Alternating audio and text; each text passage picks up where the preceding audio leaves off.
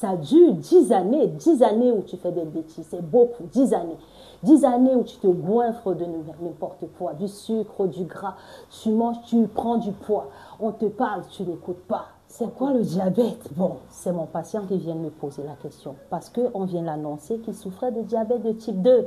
Je me suis dit, si je réponds ici, ça va aider plein de personnes qui se posent la même question, n'est-ce pas? Donc, si on vient d'annoncer à un de tes proches ou à quelqu'un que tu connais ou toi-même, viens, on va parler du diabète. Parce que le diabète, c'est assez là. Dans ton corps, oui, c'est pas seulement ton estomac qui doit faire la digestion.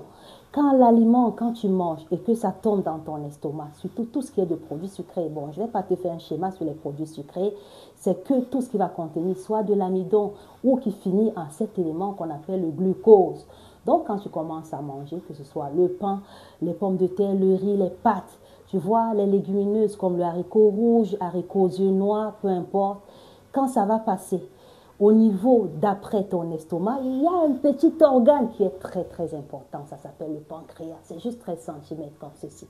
Et c'est en forme de feuille, donc elle est très belle, hein, je vous rassure, et c'est ça qui est censé fournir l'insuline, qui doit réguler le taux de glycémie dans ton sang. Je t'explique tout ça. Tu vas me dire, c'est quoi l'insuline? C'est quoi tout ça? Bon, l'insuline, en fait, c'est cette hormone-là qui va réguler, comme je t'ai dit, le taux de sucre. Mais en fait, les fruits, peu importe, les légumineuses, comme tout ce qui est de haricots, quinoa, bon, bref, et même tout ce qui est de tubercules, et même encore du riz, des pâtes, le blé, les céréales, tout, si tu manges et que tu n'as pas assez d'insuline, ça ne va pas rentrer dans tes cellules parce que c'est censé prendre cet élément qu'on appelle le glucose et faire rentrer dans tes cellules pour que ça assume ses fonctions. C'est quoi les fonctions? Je te dis manger, bouger tout le temps. Tu ne comprends pas parce que quand tu as mangé, il faut aller bouger. Bon, le lien, c'est quoi? Voilà, pour ne pas m'égarer dans ce que je veux te dire. C'est que quand tu vas marcher, quand tu viens de manger, dans tes cellules, c'est ça qui fournit de l'énergie pour parler, pour respirer, bref, pour tout faire. Et même, tu dois censé dépenser cette énergie parce que ce n'est pas censé rester. Ça ne doit pas être stocké. Mais si tu ne faisais rien, oui, ça peut stocker aussi au niveau de tes tissus adipeux. C'est pour ça que tu vas voir des gens qui ont le ventre assez allongé. Tu vas voir des gens, à un moment donné, ils ont le gras, voilà, des dodanes, comme j'appelle le plus souvent, gentiment, bien sûr, des dodanes. Et c'est très dangereux parce que c'est ça justement qui va causer le diabète de type 2. Mais ça ne s'arrête pas là parce que tous les diabètes, c'est large. Il y a ce qu'on appelle le diabète gestationnel qui n'a rien à voir. Ça concerne juste les femmes enceintes. Donc, si tu n'es pas enceinte, pas de diabète gestationnel, on passe.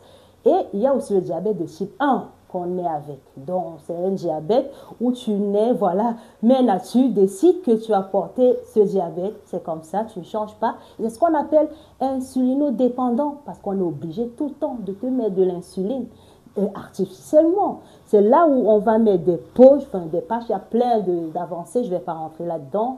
Mais ce diabète-là, tu ne peux pas t'en passer. Tu ne peux pas t'en tirer, c'est insulinodépendant.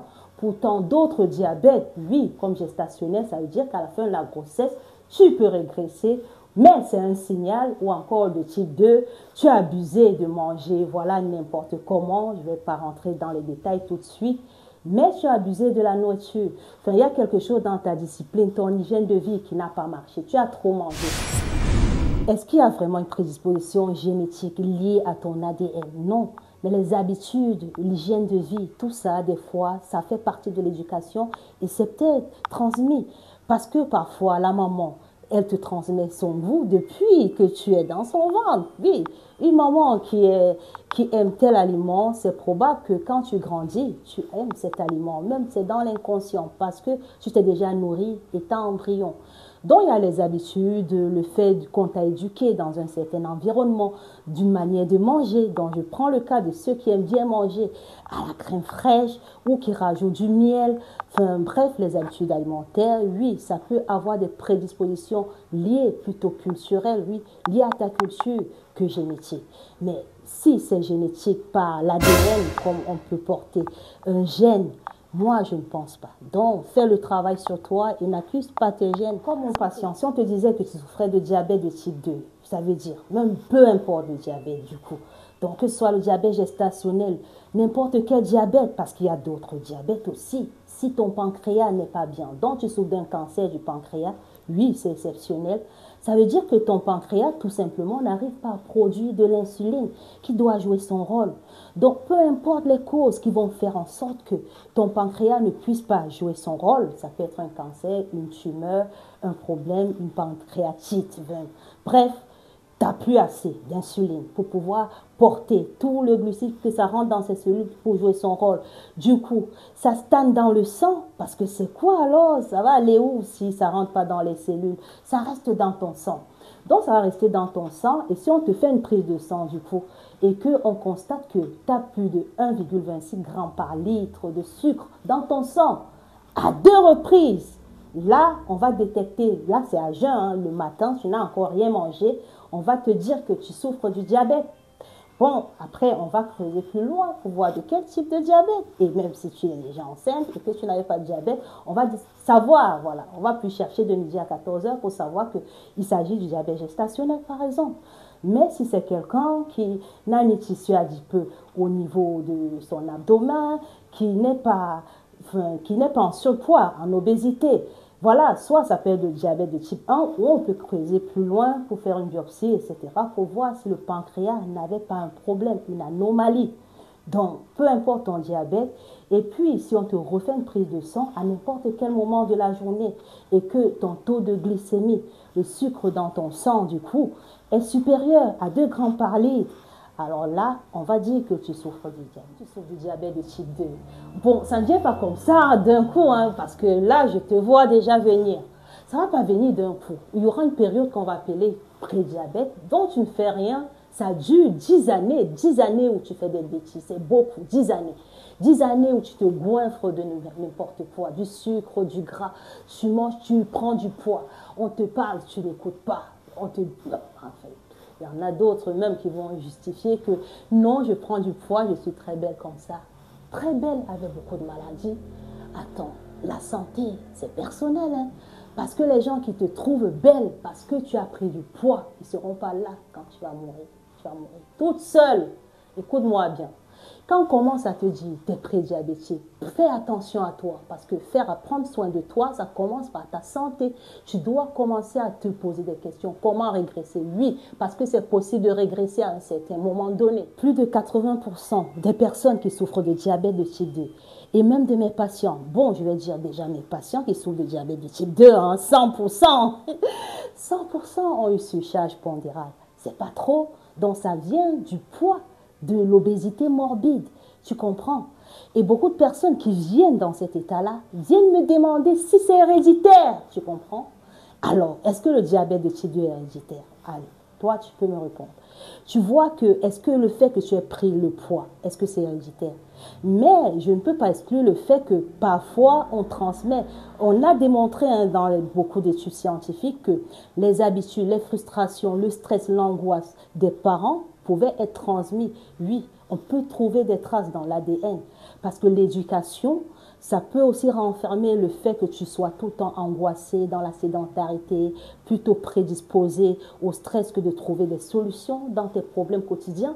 Sachant que tout ça, c'est les facteurs du diabète de type 2. Parce que le diabète de type 2 et la sédentarité, ils sont de pair.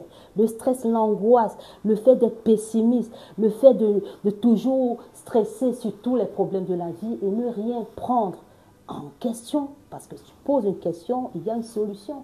Donc, tu dois prendre ta vie en main de façon globale et psychologique et sortir et couper cette gangrène, qu'elle soit transmise de tes parents, je ne sais pas. Tu peux soigner ça en échangeant, par exemple, avec ta nutritionniste, d'où le professionnel de santé. Parce que nous, on est là pour t'aider à couper toute barrière, tout ce qui t'enracine. Tu comprends ça? Donc, tu peux t'en sortir. Et si tu ne le fais pas, ben, ça va être pire parce que tu vas sombrer. Le diabète de type 2 n'est rien d'autre qu'un dysfonctionnement métabolique. Oui, c'est une alarme. Donc au départ, quand on te dit que tu es prédiabétique, oui, il y a encore des choses à faire. Tu peux régresser, tu peux soigner toi-même. Ça dépend de toi. Et ton seul médicament, hein, moi je te le dis, hein, c'est ton régime. Donc très vite tu t'y mets, mieux c'est parce que si tu ne fais pas attention à ton régime, je te jure que n'importe quel médicament que tu vas prendre, ça ne t'aidera pas.